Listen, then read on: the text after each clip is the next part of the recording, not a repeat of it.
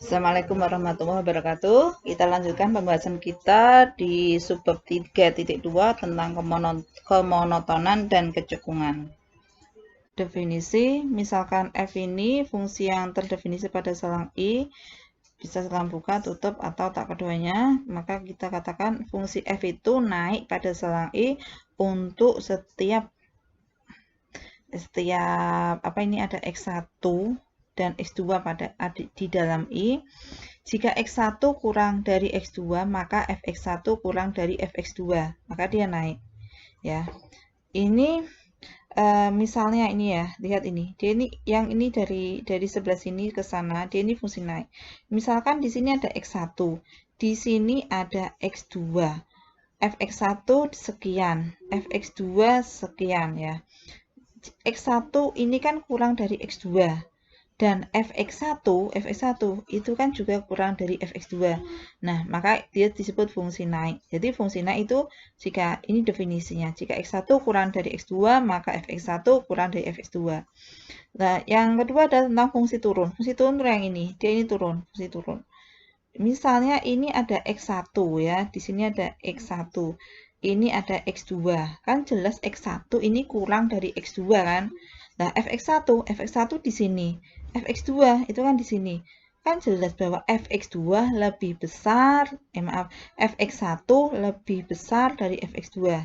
Nah, itulah fungsi turun. X1-nya kurang dari x2, maka fx1-nya lebih besar dari fx2. Dia fungsi turun. Nah, ini yang ketiga yaitu F monoton murni. Monoton murni pada I jika F itu naik pada I, naik terus, atau dia F itu turun terus, maka dia monoton murni. Jadi monoton murni itu dia kalau naik terus atau turun terus. Teorema A tentang teorema kemonotonan. Hubungan antara turunan pertama dengan kemonotonan. Jika F itu fungsi yang kontinu pada selang I dan dia juga diferensiabel pada setiap titik yang ada di dalam I, jika turunan pertamanya itu positif pada semua interval I, maka F itu naik pada interval I itu. Yang kedua, jika turunan pertamanya itu negatif untuk semua X yang ada di I, maka F itu turun pada I. Masih ingatkan bahwa turunan pertama itu menyatakan gradien garis singgung. Ya, turunan pertama merupakan gradien garis singgung. Jadi kalau gradien garis singgungnya atau turunan pertama itu positif, maka dia fungsi naik. Perhatikan ini adalah garis singgung. Garis singgungnya berarah ke sana, dia ini positif. Ini juga garis singgungnya berarah ke sana ya, dia juga positif. Tahu ya, kenapa dia positif? Gradien garis singgungnya nggak perlu saya jelaskan ya. Jadi dia ini fungsi naik yaitu jika gradiennya f aksen x-nya positif, maka dia ini fungsi naik.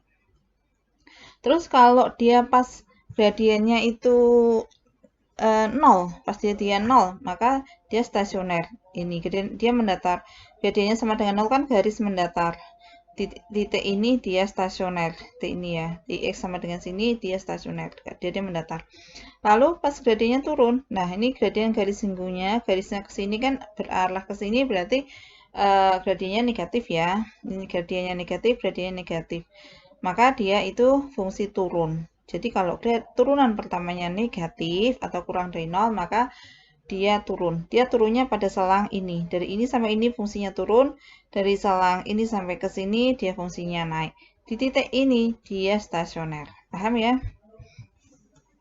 Contoh, tentukan fungsi gx ini di mana dia naik dan di mana dia turun. Fungsi naik turun berarti kita gunakan teorema yang tadi. Kita cari turunannya. Turunan pertamanya ini ya, nggak perlu saya jelaskan ya. Terus lalu kita cari pembuat nolnya. Berarti ini kita buat sama dengan 0. Berarti didapatkan yang atas ini berarti sama dengan 0. Yang atas sama dengan 0 berarti X-nya ketemu sama dengan 1 dan min 1. Lalu kita masukkan dalam garis bilangan, kita lakukan uji turunan pertama. Ini harusnya G aksen ya. Kita tes di titik ini, dimasukkan ke G aksen. G aksennya kan ini. ini bertanda negatif ya. Ambil aja sembarang di sini min 5. Min 5 berarti ini 1 min 5 kan plus. 1 min 5 berarti kan negatif. Jadi plus kali min kan min. Min bagian bawah pasti positif karena ini kuadrat. Berarti positif. Maka ini jadinya min, masuk ke sini plus, ini min. Sehingga ini fungsi turun, ini naik, ini turun. Jadi F naik pada selang, ini min 1 sampai 1, dan turun pada min tak hingga sampai min 1, dan dia naik pada selang 1 sampai tak hingga. Ini tandanya ya, dibuat kurung biasa juga boleh, karena pas min 1 sama pas angka 1 ini kan dia stasioner ya. Gitu. Jadi ini tandanya kurung biasa juga boleh.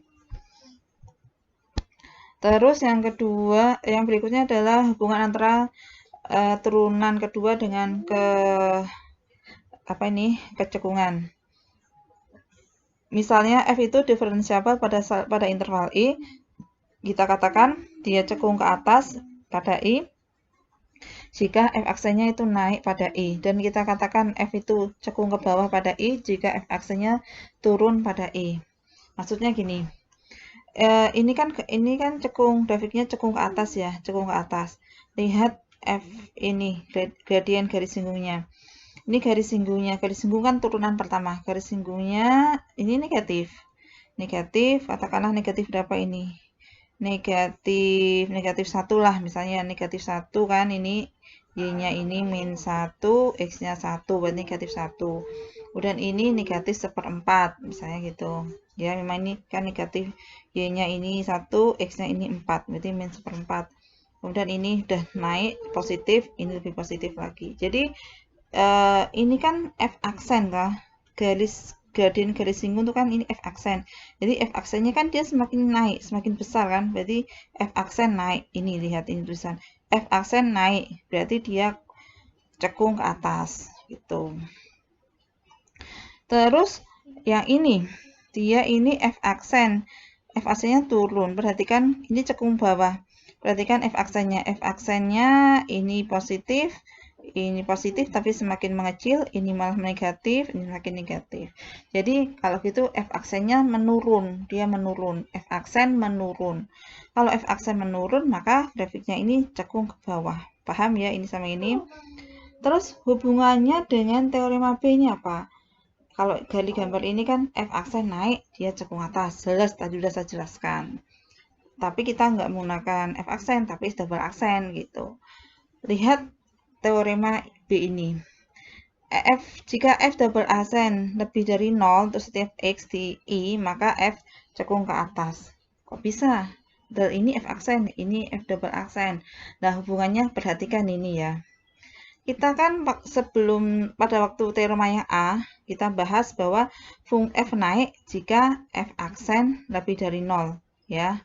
Jika F aksen lebih dari 0, maka F naik. Gitu. Atau bisa tulis F naik jika F aksen lebih dari 0. Sekarang yang naik bukan F, tapi F aksen. F aksen naik jika F double aksen lebih dari 0. Analog kan ini sama ini. Jadi ini tadi F aksennya naik. F aksennya naik berarti F dia konkav up atau cekung atas. F aksen naik itu kan jika F double aksennya lebih dari 0. Maka tulisan F aksen naik ini bisa kita ganti dengan F double aksennya lebih dari 0. Jadi jika F double aksennya lebih dari 0 maka dia konkav up gitu, cekung atas. Jika F double aksennya ini F turun jika F aksen kurang dari 0, ini nggak saya tulis ya. F berarti analog dengan F aksen turun jika F double aksen kurang dari 0. Ya ini. Gitu ya. Selanjutnya kita nanti akan menggunakan turunan kedua untuk menentukan kecekungan. Turunan pertama untuk menentukan di mana dia naik sama turun. Turunan kedua untuk menentukan kecekungan. Contoh 3. Ini fx-nya. Pertanyaannya tentukan dia naik, di mana dia naik, di mana dia turun, di mana dia cekung atas, di mana dia cekung bawah, ya. Maka kita butuh turunan pertama sama turunan kedua. Turunan pertamanya ini, nggak perlu saya jelaskan, turunan keduanya ini ya. Uji turunan pertama untuk menentukan di mana dia naik turun, ya kan? Naik turun ditentukan oleh turunan pertama. Maka kita lakukan uji turunan pertama. Ini masukkan dalam garis bilangan. Ini pembuat nolnya adalah pada turunan pertama x sama dengan min 1 dan x sama dengan 3. Maka ini kita masukkan dalam garis bilangan. Ini min 1, ini 3. Kita uji, titik di sini tandanya apa? Min atau plus dimasukkan ke ini f aksen ya. Katakanlah di sini ada titik min 2, maka ini jadi min 2 tambah 1 yaitu min. Min 2 min 3 jadinya min 5 jadi min. Jadi min dikali min plus, maka tanda di sini plus. Sini min, di sini tandanya plus. Berarti karena ini f aksennya positif, maka dia naik, turun, naik. Berarti naiknya pada selang min tak hingga sampai min 1 sama 3 sampai tak hingga. Di selang ini dia turun, min 1 sampai 3. Terus kita lakukan uji turunan kedua untuk menentukan kecekungan. Turunan keduanya dibuat sama dengan 0, maka x sama dengan 1. Ya, masukkan dalam garis bilangan, ini 1, lakukan uji turunan kedua. Ambil sembarang angka di sini, katakanlah 0, masukkan turunan kedua. Maka ini menjadi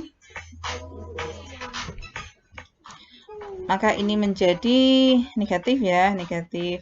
Yang sebelah sini positif. Jadi ini adalah cekung karena kurang F double aksen negatif. Jika cekung ke bawah ya tadi F double aksen positif, maka dia cekung ke atas. Jadi cekung atasnya pada selang 1 sampai tak hingga dan cekung ke bawahnya pada selang